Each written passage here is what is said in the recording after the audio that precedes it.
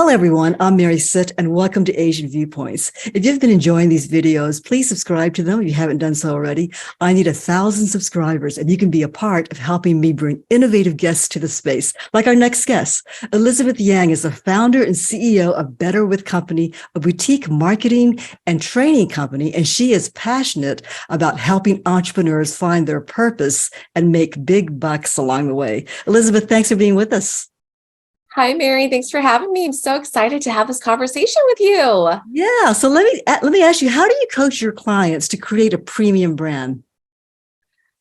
First, start with the mindset shift. So really, the high value worth with their mindset is so key because your mindset is like soil in a garden, right? It's got to be primed and ripe and just rich in order for you to plant seeds. And so I can give clients, people the best proven strategies, but if their mindset is not primed like soil, it's not going to grow. It's not going to grow. So a big part of it is really helping them to start seeing their own high value shift and shifting that internally. Because once that happens, the soil, the mindset, it's ripe, it's ready, and then you can plant seeds. And when you plant the seeds, it's going to grow and it's going to happen quickly. So that's really the place that I start when I start working with clients to grow a premium brand. I love that analogy about the soil and the ground and putting the right fertilizer and getting that fertilizer ready for that seed to sprout. How do you convince people, though? Do most of them feel like their product or their service isn't really worth that much? I don't want to overcharge people. Well, no, I'm embarrassed to ask for that much, that kind of thing. Well, I specialize in sales. So a lot of times when people think about sales, they think that we're in the business of having to convince people. And for me, I don't have to convince people to charge premium. Oftentimes they already feel that they want to or they desire to, they just don't know how. Okay. And it's really when they're ready, that my message all of a sudden resonates with them and it lands. And because there is no convincing. When you're ready to up level, then as they say, what Bruce Lee's quote, when the student is ready, the teacher will be there. What are some of the techniques you teach your clients? So first of all, I specialize in social media as the main source for generating organic leads. Okay. So we really focused on the mindset shift, because your success in your sales will never outperform how you see yourself.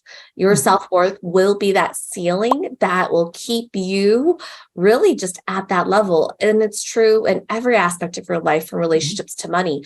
And so the first one is really helping to see their old paradigm and old patterns and how it's not serving them, and then install new beliefs, a new belief system as quickly as possible, because it took you years of being conditioned to be that way. I've found that it usually takes about 21 to 30 days to install new beliefs. And then while we're doing that, we're also learning the strategies. So I focus a lot then on how do you optimize your social media profiles on social media? How do you show up authentically in your messaging and your posts so that you are truly creating human connections? And really, like, how do you start conversations in the DMs without being blocked, but rather being authentic? And so those are just some of the key steps. And then, of course, I also help them put together their premium package. What are some key components that it really takes to be able to have a program that you can charge a lot more from and feel really confident and certain that it feels good to you?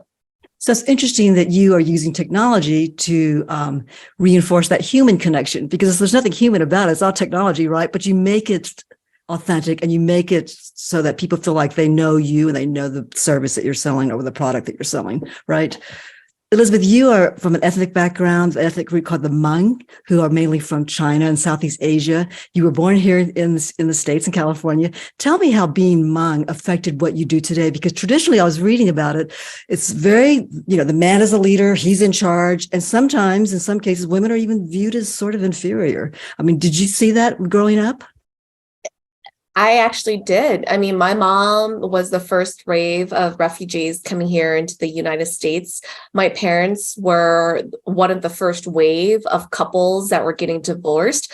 So very patriarchal hierarchy culture, not only are women almost like second-class citizens, but all of a sudden now you're divorced. Mhm. I mean, I grew up being the daughter of a divorcee.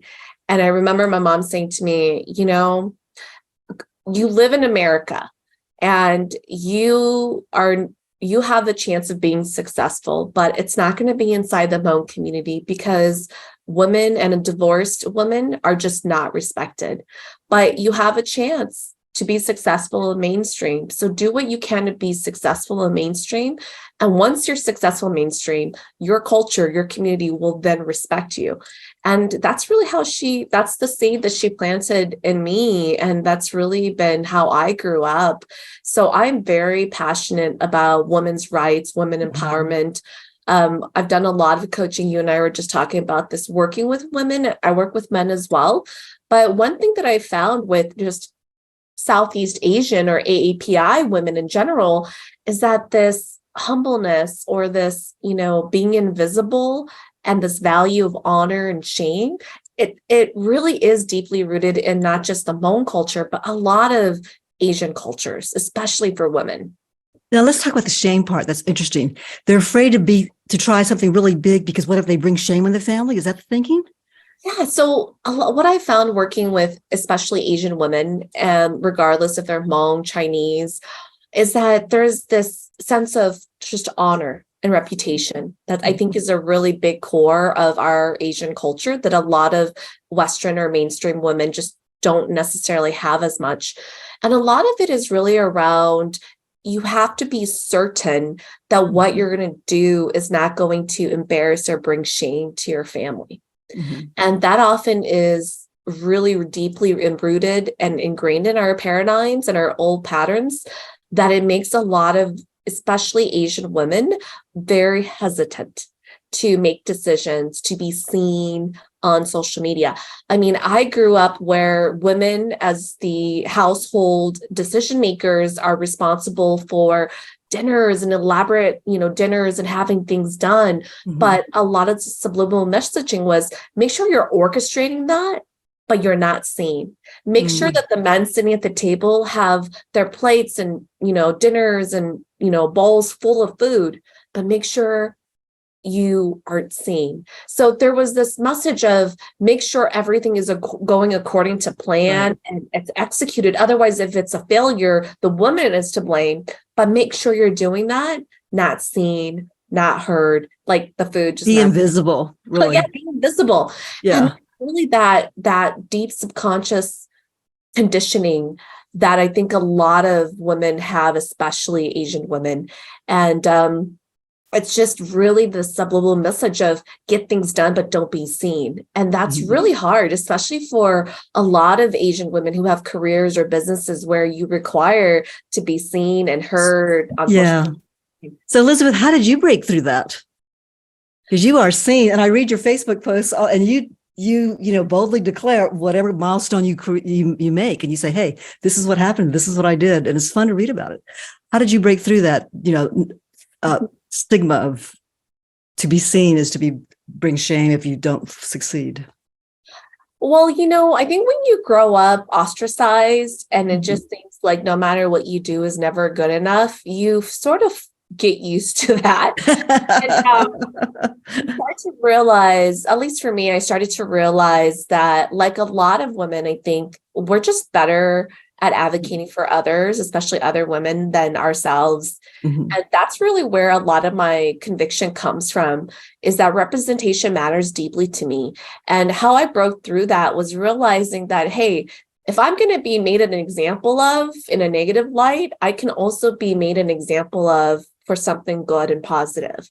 And if I can help share my story and give other women the courage to be visible and to command higher prices and to sell, that hopefully it will inspire other women to also know that they're not alone.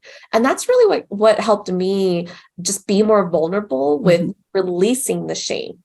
Because the shame, many times the shame isn't even real. It hasn't even happened yet, but it's fear of the shame or the embarrassment or the judgment that holds us back. And for me, it's just owning that and releasing that and being willing to be vulnerable and courageous to say, I'm going to put myself out there because I want people to know it's possible, that if I truly can do it and I look like you, my life stage is like you, whatever piece of me that resonates with you, that if someone like me could do it, that you really can too. It just takes one step at a time. And because of that belief of advocacy for other women and other, minorities, it's really what's allowed me to really fully own that, embrace that with a lot more self-love, and honor in myself. Thank you so much for being with us and sharing your story, Elizabeth. We can find out more about your story and about what you do on elizabethyang.biz. Absolutely. Thank you.